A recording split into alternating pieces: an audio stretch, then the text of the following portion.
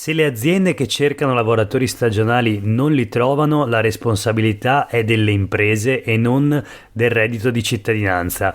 A pensarla così è la maggioranza dei nordestini, che imputa appunto alle condizioni offerte giudicate inadeguate la difficoltà a trovare dipendenti. I giudizi naturalmente sono divisi tra destra e sinistra, ma è questo l'esito del sondaggio realizzato da Demos, osservatorio sul nord-est, a luglio 2022, cioè adesso. Questo è Sveglia Veneto, il primo podcast dedicato all'informazione vista da nord-est.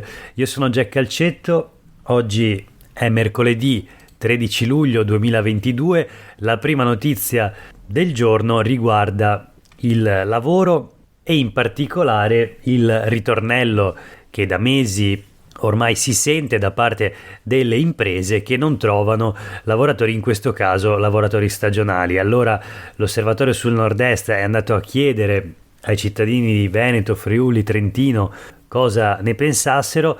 Salta fuori appunto che la maggioranza degli intervistati ritiene che la colpa sia delle stesse imprese, che evidentemente offrono stipendi troppo bassi, orari troppo lunghi e contratti precari. Solo l'11% degli intervistati crede che sia colpa dei lavoratori, che pensano solo alla loro vita privata e non sono più disposti al sacrificio. C'è una fetta comunque rilevante, attorno al 40%, che dà la colpa al reddito di cittadinanza. È più comodo stare a casa piuttosto che accettare un lavoro per un breve periodo. È interessante vedere però non tanto l'influenza della politica, che è quella che ci si può aspettare naturalmente, gli elettori del Movimento 5 Stelle, ma anche del Partito Democratico e di Azione per Europa, più propensi a dare la colpa alle imprese che al reddito di cittadinanza. La percentuale più alta addirittura è tra gli elettori di Azione e più Europa. Secondo l'83% la colpa è delle imprese che non offrono condizioni dignitose. Al contrario, gli elettori del centrodestra, compattamente ma con una prevalenza di Forza Italia, danno in maggioranza la colpa al reddito di cittadinanza. Forza Italia appunto con un picco del 73%. L'opinione degli intervistati dal punto di vista della professione svolta: studenti e disoccupati, quelli che maggiormente attribuiscono la responsabilità alle imprese, 77-76%.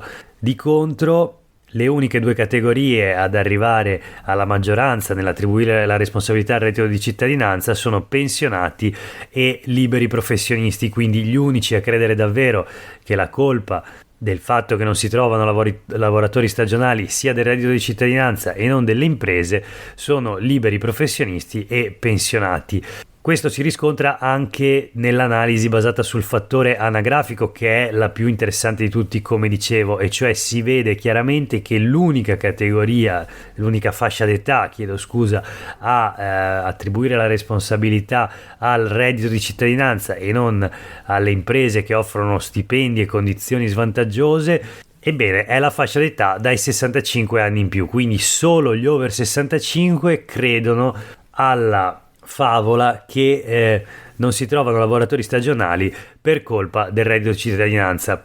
Perché dico una favola? Perché in realtà tutti questi dati, questo sondaggio andrebbe visto alla luce di altri dati che in questo caso non sono frutto di un sondaggio ma di un'analisi su dati economici, in particolare sui dati relativi al 2022 e alle assunzioni sul litorale veneziano, in particolare 5 località balneari analizzate da i giornalisti, gli analisti della Voce.info, Bibione, Caorle, Jesolo, Cavallino Treporti e Eraclea.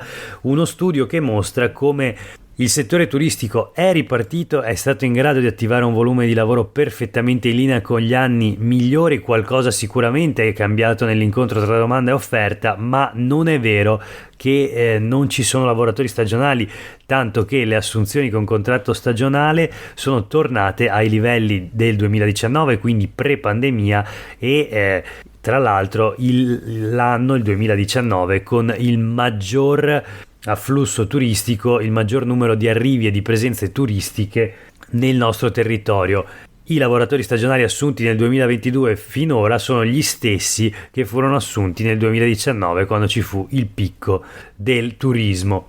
Questo per quanto riguarda il lavoro stagionale, le polemiche sul reddito di cittadinanza e la responsabilità delle aziende, ma sempre parlando di lavoro, naturalmente questa notizia la leggevamo sul Gazzettino, ci spostiamo invece sulle pagine del Corriere del Veneto, dove in un articolo che parla di una polemica sostanzialmente tra Confindustria, Lega e Fratelli d'Italia, una polemica che riguarda sempre il reddito di cittadinanza, ma anche le dichiarazioni di Confindustria di ieri che presentando il report annuale del centro studi della Fondazione delle Confindustrie del Nord-Est segnalava la mancanza di 50.000 lavoratori circa, e quindi chiedeva sostanzialmente l'arrivo di lavoratori stranieri per far fronte a questa richiesta di personale nel territorio del nord-est.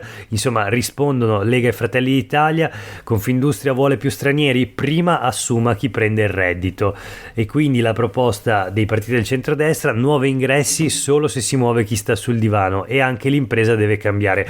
Da questo punto di vista sono interessanti le dichiarazioni di Roberto Marcato, che si collegano anche ai dati che abbiamo appena visto, il sondaggio che abbiamo appena letto sul lavoro stagionale, reddito di cittadinanza.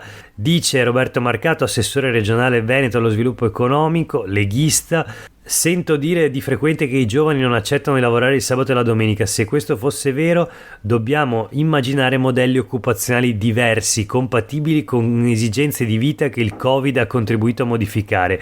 Se offri ad un ventenne un contratto da cameriere solo d'estate a 800 euro al mese, che progetti di vita potrà mai elaborare, e perché dovrebbe dirti di sì? Questo, insomma, la dichiarazione, il pensiero di Roberto Marcato, un attacco anche alle aziende o a un certo modello di impresa, sicuramente. Parole che forse sorprenderanno qualcuno. Chiudiamo questa pagina sul lavoro, ci spostiamo a Palazzo Ferrofini, sede del Consiglio regionale, dove ieri è stata approvata la legge sul fotovoltaico, via libera. Leggiamo sui quotidiani del gruppo Gedi, ma secondo l'opposizione si tratta di un testo troppo timido, tutto resta uguale. Si punta comunque alla transizione green, tutelando paesaggio e agricoltura, individuando aree idonee e inidonee per l'installazione appunto dei campi solari, del fotovoltaico a terra. Naturalmente nell'articolo di Aurora Berringhieri sono riportate tutte le dichiarazioni delle varie forze politiche che in qualche modo sono però sintetizzate da il titolo che abbiamo già letto, e quindi sulle pagine invece del Corriere del Veneto, in un pezzo di Silvia Madiotto, è interessante il dato sulle richieste di pannelli solari, di pannelli fotovoltaici, che sono triplicate, e il Veneto è secondo in Italia per numero di impianti, per estensione degli impianti. In un anno 14.000 nuove installazioni, ci puntano anche le aziende, 147.000 il numero degli impianti in Veneto, erano 133.000 un anno fa. Impennata del 200% grazie al super bonus, con i rincari dell'energia naturalmente tutto è più conveniente, quindi c'è un forte interesse in Veneto all'installazione di nuovi pannelli fotovoltaici. Non è solo un interesse dettato da ragioni ambientaliste, diciamo, o comunque di predilezione per le fonti rinnovabili da un punto di vista ideologico, che non ci sarebbe nulla di male, ma c'è anche un forte interesse economico. Sempre durante la seduta del Consiglio regionale di ieri, la maggioranza di centrodestra ha bocciato la mozione per azzerare il pedaggio ai veneti della Pedemontana, e quindi di nuovo sui quotidiani del gruppo Gedi: Pedemontana, niente gratuità, solo sconti, forse, per i residenti.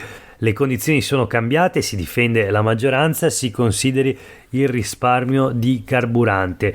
La mozione era stata presentata da Giacomo Possamai, capogruppo del Partito Democratico in Consiglio regionale. La Giunta l'ha bocciata, la maggioranza l'ha bocciata, e la Giunta regionale guidata da Luca Zaia ha detto che valuterà eventuali sgravi soltanto quando l'opera sarà conclusa. Insomma, si sta realizzando quello che negli anni è stato detto più volte dalle forze politiche dell'opposizione, non solo, anche da molti comitati ed esponenti della società civile. I veneti pagheranno la Pedemontana 2 volte, la prima volta con un costosissimo progetto di finanza, la seconda volta appunto con i pedaggi che sono già ora tra i più alti di tutte le autostrade. Non è neanche un'autostrada, è una superstrada della penisola. Insomma, davvero un bell'affare. Protesta naturalmente l'opposizione che aveva proposto la gratuità, almeno l'esenzione per i residenti. Ma noi voltiamo pagina, chiudiamo con alcune notizie flash. La curva del Covid sta salendo, i contagi aumentano e quindi quarte dosi per gli over 60, al via le prenotazioni, le ULS si muovono in ordine sparso, ma in giornata si entrerà a regime. Leggiamo sui quotidiani del gruppo Gedi. Per le somministrazioni si attende la pubblicazione ufficiale della delibera AIFA, che è attesa a ore. Verranno rafforzate quindi le linee vaccinali e si potrà andare nei diversi centri anche tramite l'accesso libero. I 60-79 anni veneti che hanno diritto alla quarta dose sono 950.000, a loro si aggiungono fragili e pluripatologici. Crisanti dice: io lo farò sicuramente, non aspettate il nuovo vaccino. Il microbiologo dice: anche il siero aggiornato sarà comunque vecchio, quindi non vale la pena, andate subito a fare la quarta dose. Antonella Viola dice: chi ha 3 dosi e poi si è ammalato non deve fare la quarta. Questo il parere degli esperti sul Covid. Le ultime 2 notizie flash: Olimpiadi, intesa sui fondi, al Veneto il 25%, quindi 81 milioni di euro. La notizia sul Gazzettino di oggi, il pezzo di Angela Pederiva. Ieri l'incontro a Roma fra Regioni, Province Autonome e Ministero delle Infrastrutture per fare il punto sulle Olimpiadi di Milano Cortina 2026. Sono state ripartite le risorse stanziate dal Ministero per le Infrastrutture, il 50% andrà alla Lombardia, il 25% al Veneto, il 20% al Trentino e il 5% all'Alto Adige. È questo il contenuto dell'intesa raggiunta ieri a Roma. Priorità a 3 interventi fra Verona e Cortina, il nodo del commissariamento di altre opere. Infine la siccità, solo un dato: a luglio le piogge calano dell'80% rispetto alla media.